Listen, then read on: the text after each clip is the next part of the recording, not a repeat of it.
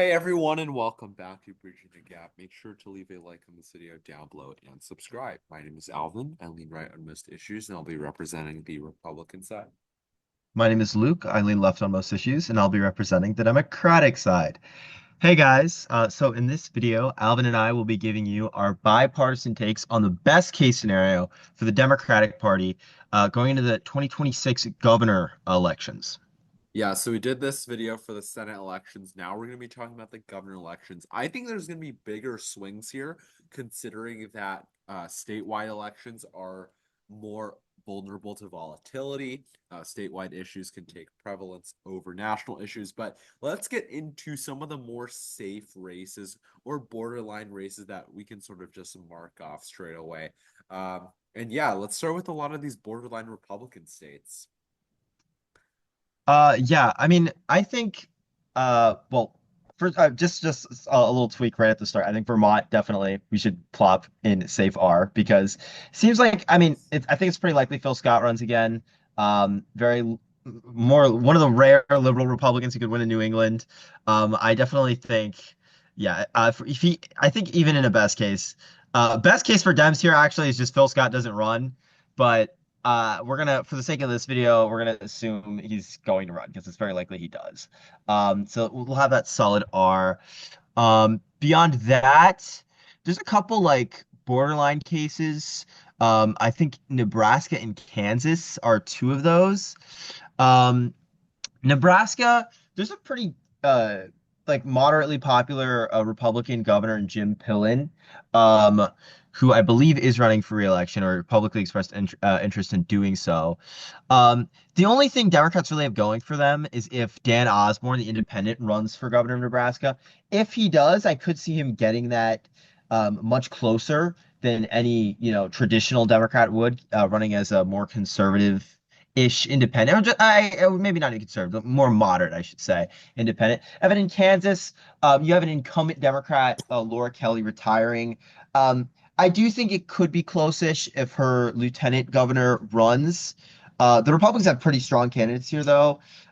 So, I mean, it's very likely the Republicans win this race, but in a best case, I think they could get it into single digits. Yeah, I totally agree with your analysis here. Maybe the lieutenant governor for Laura Kelly runs, and then you know the Republicans still do have Scott Schwab though, so he's probably going to take it. Usually the lieutenants don't really do as well as the popular governors, Hmm. just with a different name. I mean, we'll probably see that later this year in Virginia, with Glenn Youngkin's lieutenant governor Winsome Sears likely doing much worse than he would in a reelection bid. We can also talk about a few other states here. Same deal. Iowa and South Carolina, I think, are along similar lines as what we just talked about. I mean, you have the fact that Kim Reynolds, she is the incumbent, and in 2022, I think she shocked a lot of people by winning by this much. In sort of a not so great year for the Republicans, winning by like 20 points in Iowa was kind of a lot. And so obviously you also have Rob Sand on the Dem side that could do good, especially if Kim Reynolds decides not to run and Republicans have sort of a weaker candidate here. But I think best case scenario, it's along the same lines, likely Actually, more. I would actually, I mean, I don't know. I could even see it getting into lean.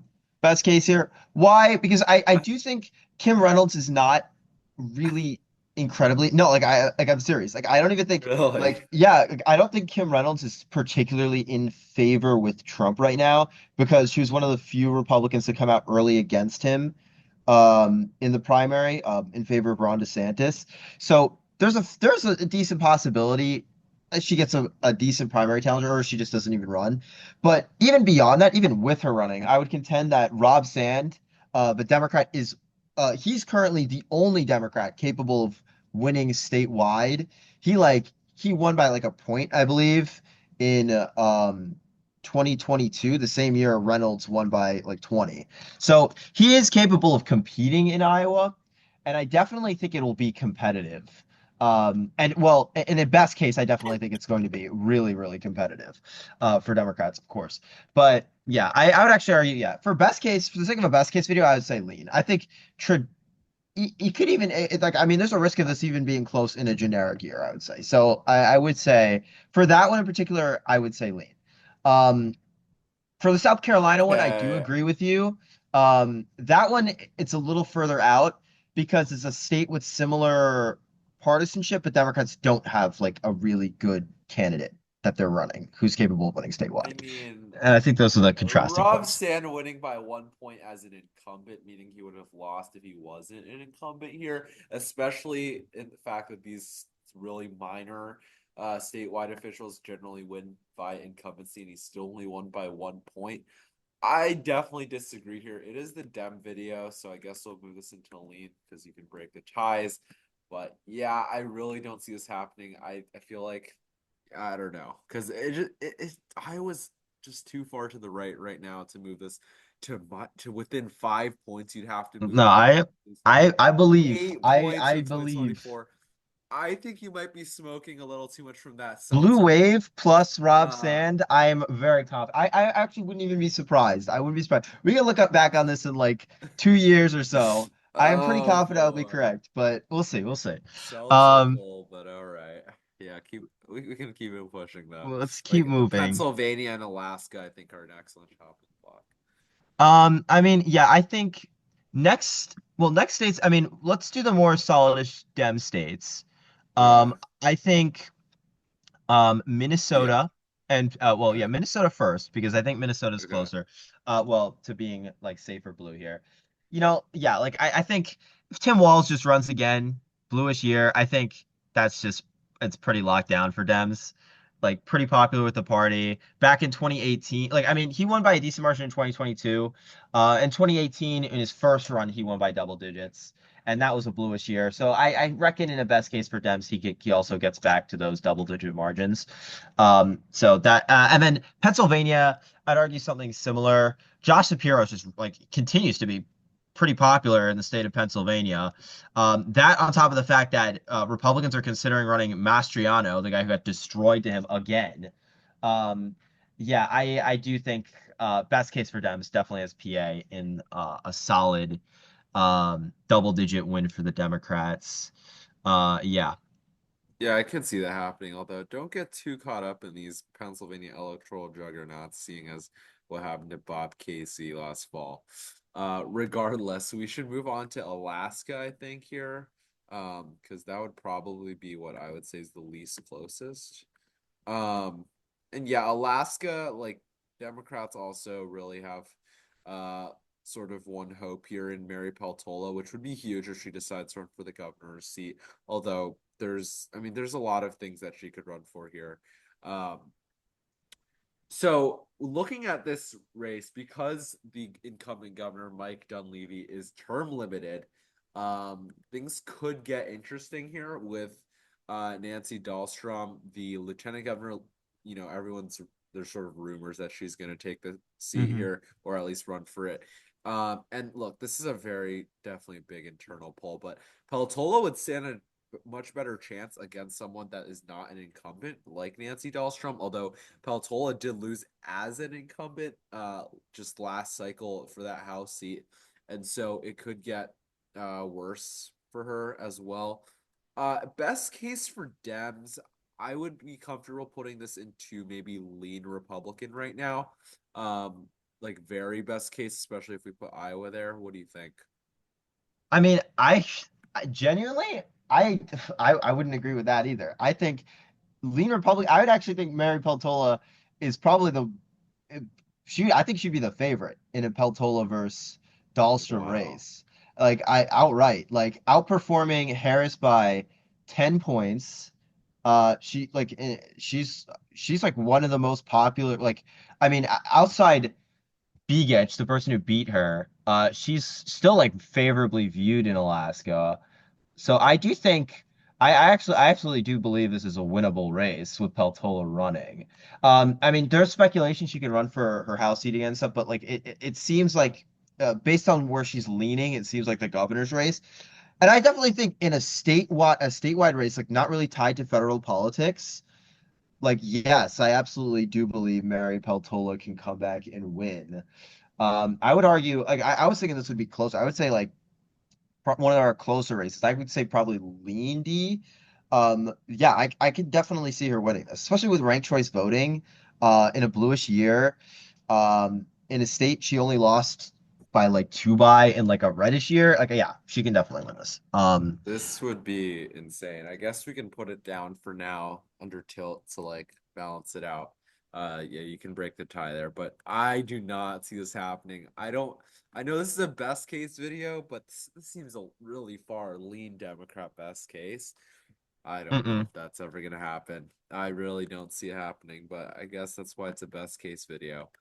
Um, Okay. yeah, we can Um, move on though. next we can go to like, I mean, I would say like next is probably Michigan here. I mean, Michigan. It does depend. Democrats have two really strong candidates.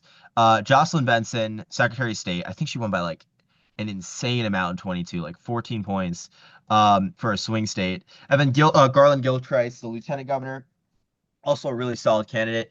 I think Benson might be the favorite, but we'll see.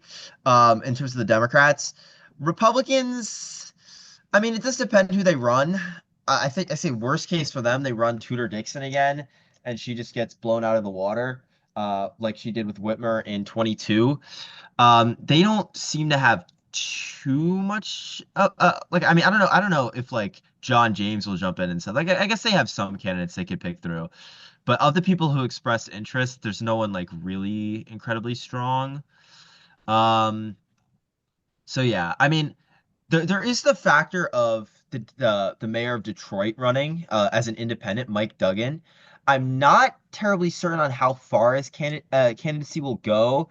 Typically, third parties they'll start really strong, but then they'll diminish to single digits by the end of the campaign, and they just become irrelevant.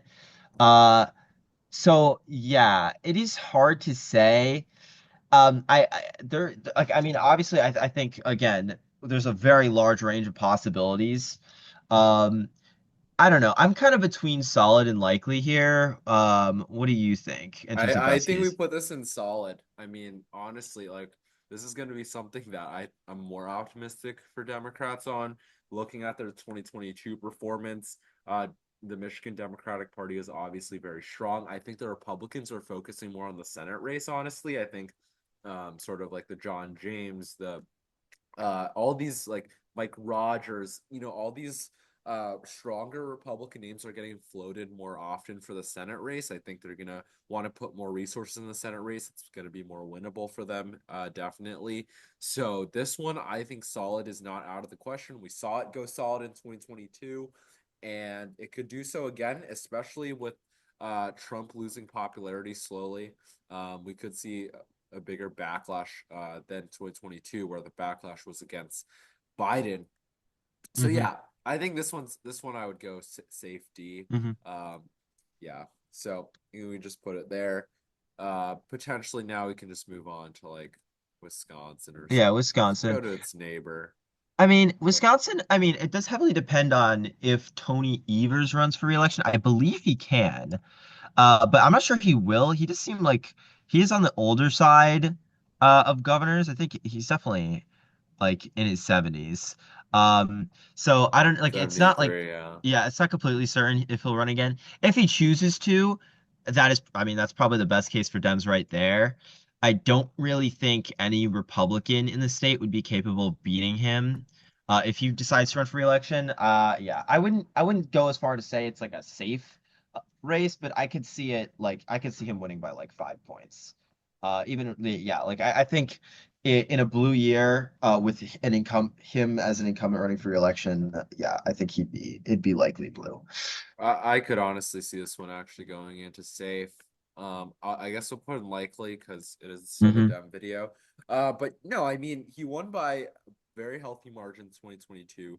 2026, I mean, are we not forecasting this year as a stellar year right now for Democrats where they win Alaska?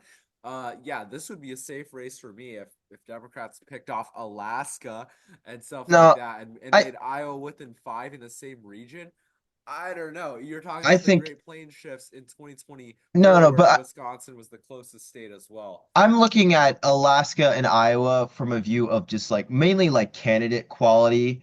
driving those, not like, I mean, obviously the partisan trend of the year, which we expect to be a backlash sort of year, like most midterms years are. But like I think Peltola especially and Rob Sand also are both strong enough candidates that they could actually put up like a real fight in those states and the governors. And also like governors races are a bit different than federal races. They're less tied to ideology. So you have more you like because obviously you have Democrat governors in like super red states like Kentucky, and you have Republican governors in super blue states like Vermont. Like there's more room for that, like um for people to like back a governor of a different party. Like and so like I think weirder things can happen objectively in governors races. Um anyway, from there, I think maybe what like Texas, I would say is Yeah, probably the Texas or next New most solid. Hampshire would be up. Yeah, that was Yeah, between those two. we can go Um, Texas here, yeah. Yeah, Texas is just that like I mean, yeah, Greg Abbott, the incumbent Republican, is running for re-election. Democrats, I mean, there's a lot of different people they can run in Texas. They have a bunch of different representatives. They can maybe run like Colin Allred like they did for the Senate race again. Um, Ultimately, I'm not I mean, I don't know. Like I don't know who the Democrats will ultimately settle on. I don't think even in a best case they'll really win this though. Like Abbott's like a pretty popular incumbent. Uh, despite all the controversial things he's done in the state. So I reckon, I don't know, maybe best case, like, yeah, I don't know, between lean and likely are, but it's definitely like Oh, Republican. wrong color. Yeah. Yeah, whoops, but yeah, like I think maybe Democrats can like bring it in close-ish, but yeah, I think ultimately Abbott will win. Yeah, it just seems very unlikely. I mean, Mhm. you look at his past electoral history, you have the 2022 race, even the 2018 race, right? So it's going to be Yeah. difficult. You also have Texas turning a corner here in 2024, just moving straight back to the right. Yeah, honestly, I feel like likely is even better here. Okay. But Yeah, yeah. I'll defer to you on Yeah, this one because honestly, I'm like, with eh. this, yeah, with Texas turning a corner as well. I mean, you saw how the Hispanics moved. We'll see how that works out. I mean, Hispanics might turn out less in a midterm. So maybe this Yeah. will actually help Democrats. Very on the fence. Maybe all right, maybe we'll just go lean Yeah, you yeah, know, yeah. we'll be safe here. We don't want it to be within five in the real race, and then Hmm. we didn't put it. And then But yeah, Hampshire, New Hampshire. New Hampshire, I'd say about the same. Lean. I think Kelly Ayotte. I mean, honestly, yeah, like I think no matter what, Kelly Ayotte is going to win. Why? Because I mean, so far it seems like she's pretty approved of. She won by a very, very healthy margin in 2022, 2024, sorry, by like 9 points, so almost double digits. Then, so I don't think Democrats will be able to knock her off. I reckon, like, yeah, Democrats have some candidates they can run, but it's a relatively small state.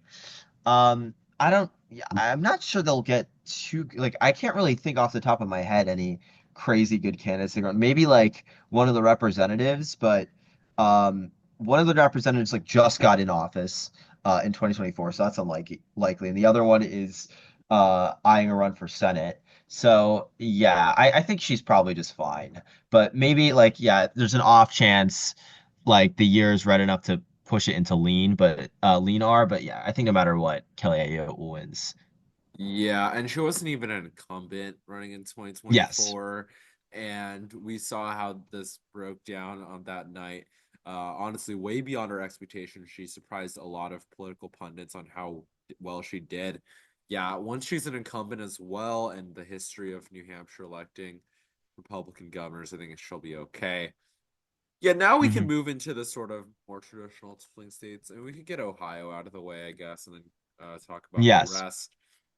Ohio. Um, I mean, what's interesting about Ohio? I mean, the Republican Attorney General's running, but that doesn't really matter as much Vivek's now going because in. yeah, Vivek hopped in, and yeah, Vivek's just dominating the polling.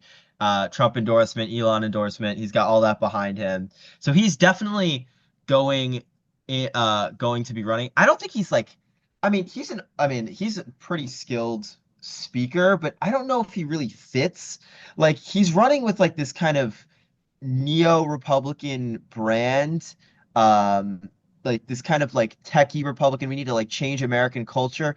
And I'm not sure how that blends with Ohio because I feel like that's kind of like more classic American middle class worker. Like I don't know. I just feel like his brand as Republican isn't like a great match for Ohio. So that could be a potential. I mean, I think that's a potential weakness for him there. Um, Democrats, they do have a bit of a bench. They could run like Sherrod Brown, Tim Ryan, like all okay candidates, like who are pretty popular in the state. But I mean, obviously, like they've run good campaigns in the state recently, but they haven't been winning. Um, uh, Part of that's a Yeah. symptom of like, them running in redder years like 2022 and 2024. Um, in a best case. I don't know. I find this like I think in the normal year Vivek wins, but in a best case I think it's about 50-50. I have it like I'm not really I don't know. I could tilt it either way. So what do you think? I mean, yeah, we could tilt it lean D if that's how you see it, but I don't know. I think Ohio is going to end up electing a Republican governor. I don't see this moving Yeah. into. I think the Senate race might be actually closer here and better for Democrats. I don't know how you see it. I see it. I see Yeah. it inverted, but like I think the governor's race will be like I mean actually it depends on like Sherrod Brown, where Sherrod Brown runs, basically, if he runs at all. He might not. Um like without the Sherrod Brown factor, I think governor's race will definitely be closer than the Senate race. Um, I think Vivek is more controversial than the current senator, John Husted, like the lieutenant governor. Um, so yeah, like I think best case, yeah, like I probably tilted to the Dems. Like, Really? yeah, like Okay. absolute Okay. best case. Like that's like barely, barely, barely. Like, I mean, we might even change it the next time we do a video like this. We'll see who the Dems end up running. Like, yeah, if Sherrod Brown versus Vivek, there's a shot for governor in the governor's race. Yeah. Okay. Um, Tilt D, I guess we'll put it there. Yeah. Next, where do we want to go? Like Arizona, incumbent Dem governor. Um, yeah, Arizona, we have Katie Hobbs, running for re-election, I believe. Or very likely to run for re-election. The incumbent governor. She won in 2022, just barely, against what's her name? I'm forgetting. Carrie Lake. Yes, the I the don't the know how you election forgot that denialist. one, Yes, but I know. I mean, she's lost a lot recently. I should have her name from other elections, but yeah, and running against her we have Andy Biggs, uh one of the more conservative like Freedom Caucus sort of Republicans. Um, Running against like a representative, yeah, running against her, and Karen Taylor Robinson, who ran in 2022 and lost the primary to Carrie Lake. Trump endorsed Karen Taylor Robinson, but that was before Andy Biggs hopped in. So, I mean, I imagine he's going to stick with his endorsement, but yeah, I guess we'll see. But Karen Taylor Robinson's definitely like probably the best candidate Republicans could run. That's not a statewide official. Um, but yeah, like I think in a best case for Dems, it probably ends up being like what? Andy Biggs versus Katie Hobbs. I don't know. I mean, it's not impossible that this goes. Yeah, I don't know. I have a hunch this is gonna end up in Lean D. Um, I'm not sure if Hobbs would be able to get it into likely D, but I don't know. What do you think? I'm kind of between that. I think in a best I case, think obviously it the could Dem go wins. into likely D. She wins by 1 point in 2022. 2026 is likely going to be a lot better for But like Democrats. I against a mean, bad candidate in I 22. I do know that Arizona did move very far to the right in 2024, and that is making me hesitate here. However, if I think I could see Trump do a little co-endorsement. He likes doing that sometimes, especially in Arizona. He did that. I could see him do a little co-endorsement. Andy Biggs has definitely done enough to earn that co-endorsement, I would say, from Trump. He's done a lot of stuff like that. And regardless of who wins the primary, I could see Katie Hobbs honestly winning by over 5 in a top tier scenario where Ohio is going that far. I mean, honestly, Okay. yeah, we could just go likely. And then we can move to its neighbor, I suppose, in Nevada, where Nevada, yeah. there is a Republican incumbent, so that does complicate things on for the Democrats. They do have Aaron Ford, the Nevada Attorney General, running, while Lombardo is going to be trying to defend his seat. And look, we have one poll that's probably not that great here. I could see Aaron Ford winning this for sure. I could see a Democrat winning this for sure, but this one I'm probably more hesitant to move. I know Arizona was going straight to the right, but so was Nevada, and Yeah. Arizona did have a Uh, history of moving to the left. This is sort of turning a corner year. Unlike Nevada, where Clark County's been just zooming, it might even flip fully over in 2026. And honestly, like, look, Nevada's just been moving so far to the right year after year consistently, that I think this is best case lean D here. yeah, I would agree here. And like, another factor is Lombardo, the Republican governor, is pretty popular. So Democrats also could have to contend with that. Aaron Ford is probably undoubtedly the best candidate Democrats could run. Like who, like I mean, who isn't holding like another like very vital office like Senate, like other than the senators really. But for a statewide official, yeah. And then Aaron Ford, I believe he won by like he definitely won by a larger. I believe if I'm recalling correctly, he won by a larger margin than Lombardo won back in 22. So for his seat as Attorney General of the state. So yeah, but I do think Lombardo goes in with a bit of an advantage, obviously being as popular as he is, obviously being the incumbent. But yeah, in the best case, Democrats, I think, will be able to unseat him. And then finally, we have the state of Georgia. Um, I believe Brian Kemp cannot run again. The current Oh, and he's re probably running for Senate, yeah, honestly. I mean, yeah, it is pretty likely he's running for Senate, but Republicans are going to need a different candidate to run for governor. Their best candidate's probably Brad Raffensperger, if I had to guess, or maybe the lieutenant governor. Like yeah, probably another statewide official. Chris Carr, the Attorney General of Georgia, has declared as running. Their worst candidate, probably Marjorie Taylor Greene, if she ends up running. That would be pretty bad for them. Like I don't think Marjorie Taylor Greene would be able to win that against like any Democrat. And the Democrats, I think they have a pretty strong candidate in Lucy McBath. She hasn't declared yet, but she's basically on track to. Um, the thing about her is the districts in Georgia have changed up pretty often, like in terms of like redistricting, and it kind of adds up to where Lucy McBath is just basically represented like a huge swath of like the Atlanta area. So like in terms of that, like off the bat, that gives her like a pretty big advantage. In like the primary and in terms of like gaining early name recognition and stuff. So that should help her a little bit. And also I think she's just like ultimately like a solid representative in a state that isn't really moving to the right. It's a state like we see the Atlanta suburbs consistently moves to the left. In a best case, I could probably see her winning by like yeah. I mean, I could see her winning in a normal year, but yeah, I think in a best case, I feel like I feel like still lean D, but yeah, I think she's definitely the favorite. Yeah, I mean, yeah, I'm hesitating to put this in likely D, honestly, because yeah, Republicans holding the seat over and over. They did have Brian Kemp, who's sort of like, he's a governor that came from back in the day when Georgia was still pretty safely in the Republican side. So he sort of has been riding Hmm. off those coattails into the new era of Georgia. And yeah, this could go maybe into D+5, but it would have to be better than 5%, than the top 5% chance, I think. Hmm.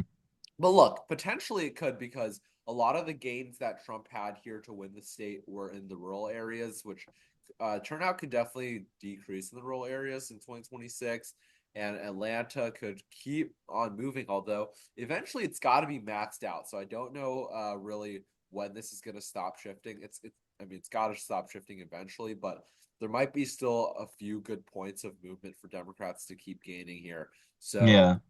yeah, maybe like 5 more points or so in some of these counties to keep gaining, but they might be a little maxed out. I don't know. But yeah, lean D seems fair. And I Hmm. think this is sort of the map we're going to be ending up with here. I'm still very hesitant on Ohio and Alaska, but I guess it's really pushing it here for the top 5% scenario. Any last words before we wrap up the video?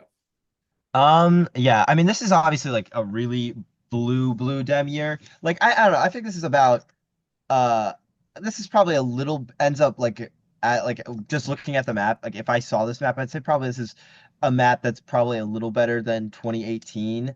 But yeah, like I honestly I'm just gonna say also I stand by my Alaska prediction. At least that's what I'm most confident about, like of the kind of like closest ones we've done, like Alaska, Iowa, Ohio. I definitely, I'm very much on the Peltola train, and I think she's a very strong candidate for Dems. But yeah, like for a best case for Dems, it's a pretty good map. And just so you guys know, we're definitely going to do a best case for the Republicans. Um, within the next couple days, whenever we get to it, but we'll do a best case for the Republican governors for 2026 also. You should go up in maybe 3 to 4 days, I would say. But yeah, this is going to be the map. 21 Democratic governorships that are up for election, 15 for Republicans here. Yeah, this is sort of, Trump's approval keeps getting worse. The stock market doesn't recover, things like that. It has crashed a little, and a lot of people are starting to disapprove of Trump's handling of the economy. So things could go south for Republicans if that continues. But anyways, thanks so much for watching, everyone. Make sure to leave a like on this video down below. Leave a comment below of any suggestions you have for us for future videos, and subscribe if you're new. Thanks for watching, everyone. See you guys.